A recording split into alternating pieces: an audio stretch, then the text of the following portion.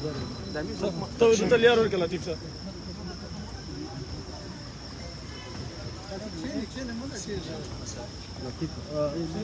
لطیف ته د لطیف ته لیار ورکړه.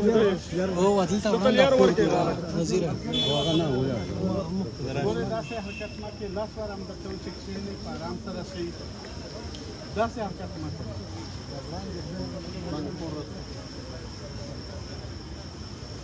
أعوذ بالله من الشيطان الرجيم بسم الله الرحمن الرحيم.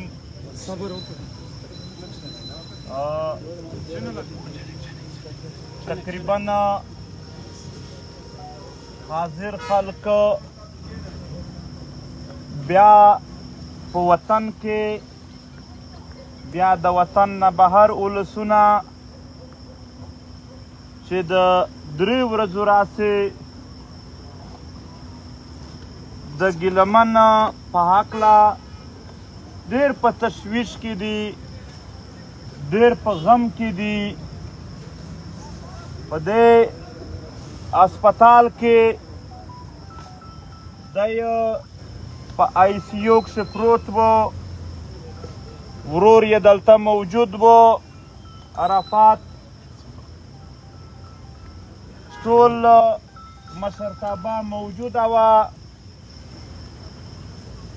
هر څومره چې د ده په میډیکل کې د ده په علاج کې څومره هم امکانات وو هغه مو ټول په کار راوستل.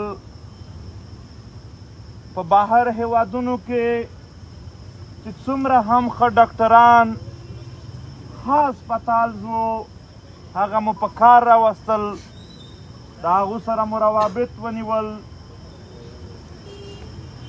بیا نن د امریکې د ډېر غټ هسپتال ډاکټران هم راغلي وو، هغو هم دای چیک اپ یې وکړ. محترمو که څه هم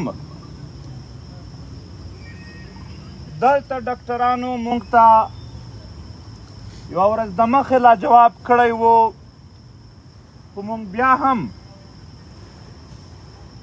د تسلۍ دپاره هم په دنیا جهان کې او هم دلته په ښه ښه ډاکټرونو چیکاپس وکړل. البته زمونږ په خوږ ورور باندې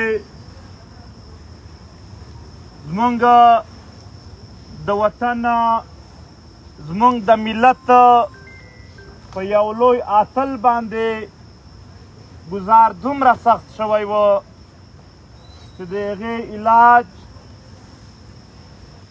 ناممکن حد ته رسېدلی و. یقینا په دې خاوره باندې مونږ هر یو ملګري دا وعده کړې ده چې سرونه مو قربان دي، جایدادونه مو قربان دي، خاندانونه مو قربان دي، خو مونږ پر شا کېږو نه. ملګرو د خوږ وطن دپاره د خپل وطن د خپل ملت د خپلواکۍ ګټلو دپاره په یو ترتیب چې مونږ روان وو نو مونږ څه عام سړي نه بلکې په دې خاوره باندې د ارمان لوڼي په شان یو عظیم انسان چې هغه په افغاني نظریه باندې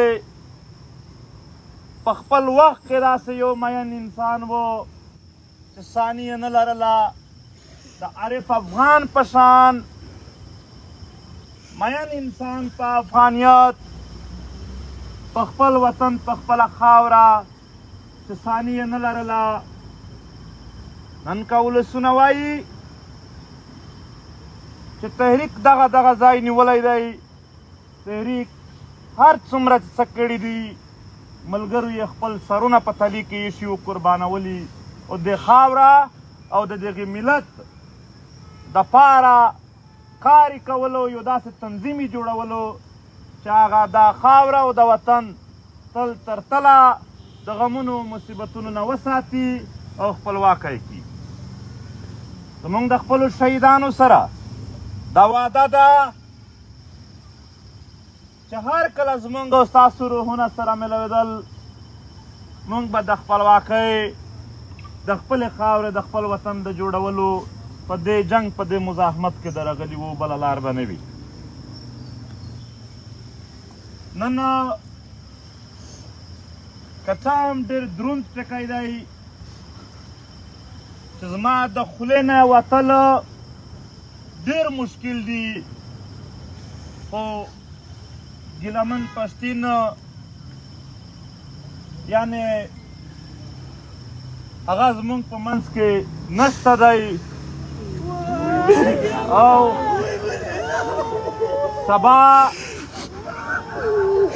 سبا به سهار د پېښور په لار باندې بیا د پېښور نه تر بنو پورې بیا تر وزیرستان د ټاپ ټوبي پره چې څومره ولسونه دي، څومره د تحریک ملګري دي په هر ځای کې دي، دا ټول راووځئ. خپل کلي ته به یې ډېر په درانوي، ډېر په احترام، ډېر په لویي سره رسوو.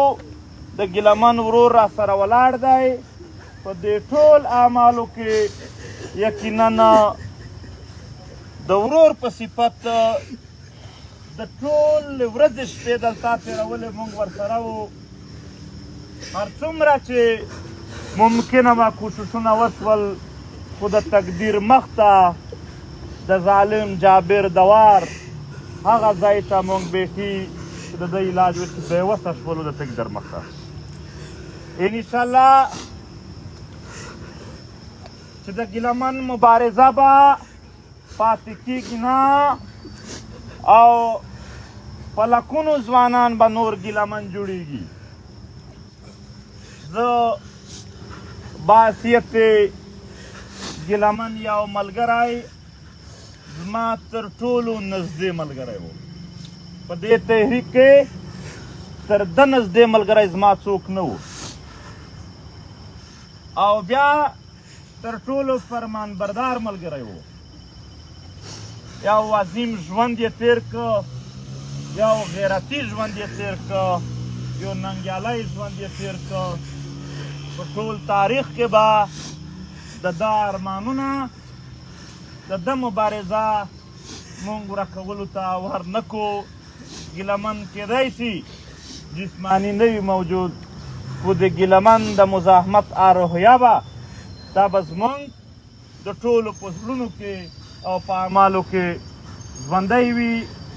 محترمو، سهار ته هم اوس چونکې دوی پوسټمارټم هم کیږي، تر سهاره پورې وخت لګي چې پوسټمارټم یې کیږي.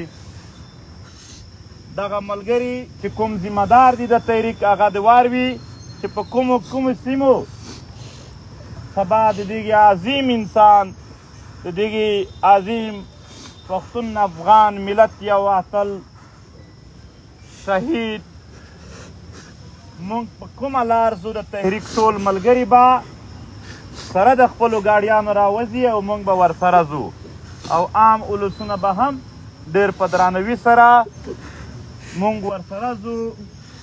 نو خدای پاک دې دا عظیمه مرتبه د قبوله کړي او خدای دې موږ ټول ته په هغو افکارو، په هغې کردار عمل را نصیب کړي کوم چې ګیلمن کړی دی. البته د د کورنۍ غړي هم ولاړ دي، زموږ ملګري هم ولاړ دي. موږ په هسپتال کې یو، زموږ ټوله توجه د ګیلمن په صحت وه. د دې نه علاوه چې څومره هم خبرې دي د ده سره واقعیت څنګه شوې ده، چا کړې ده، بیا د چا څه کردار پاتې شو، په دې ټولو باندې به بیا موږ وروستو لایحه جوړوو. دوی به راسره وي، انشاءالله هیڅ شي پاتې کېدونکي نه دي. او بیا هم چې څه خبرې وي وار په وار به د خپلو ملګرو سره مخامخ کېږو. نو آباد اوسئ.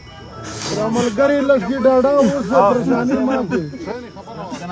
جنازه یې سبا نه بله ورځ ده سبا سهار به دغه ځای نه شپږ اوه بجې وځو او بیا به د پېښور په لار ځو په لاره سیمه کې وطن خلک راوځي نو هغه سره به هم ملاوېږو ماښام ماسخوتن به کلي ته رسېږو بیا به دوی کلي خلک هم دی بله ورځ سبا بیا جنازې کېږي 4 بجې په اسد خیل کلي کې به سبا د جمعې په ورځ سبا نه بله ورځ د جمعې په ورځ به 4 بجې سره خو ملګری خاموش هستن که